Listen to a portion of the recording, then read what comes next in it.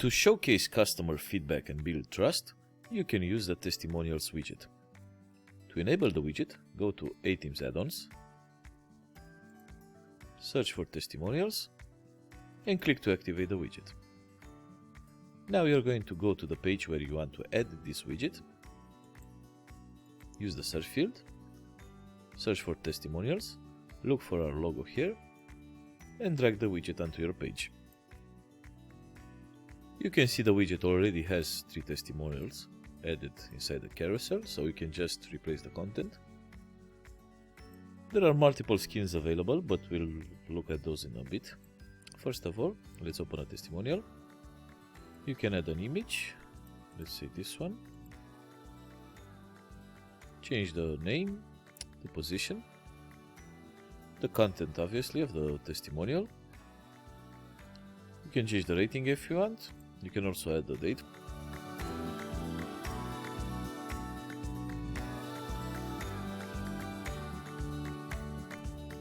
And add a custom link.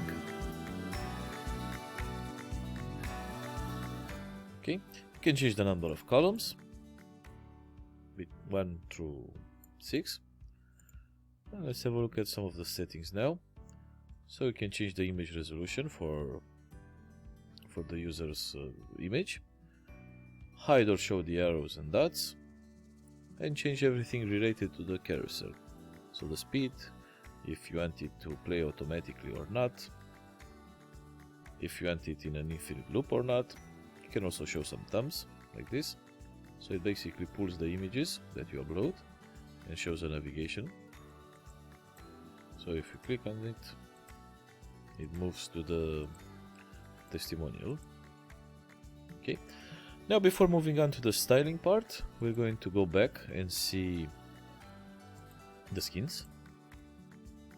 So first of all, we have the center skin, which basically moves one testimonial to the center and makes the other ones a bit faded out. We have the modern layout, which is something like this. And we have the side-by-side layout. You're going to need bigger images for this because the images are going to be shown in a larger size. Now moving on to the, let's go back actually to the default skin. Moving on to the styling, you can see that we have plenty of options for the wrapper, including the width of the carousel like this. Now for the items, we can change the padding, add some background color, change the border, something like this maybe, the border radius. You can add box shadow to each item.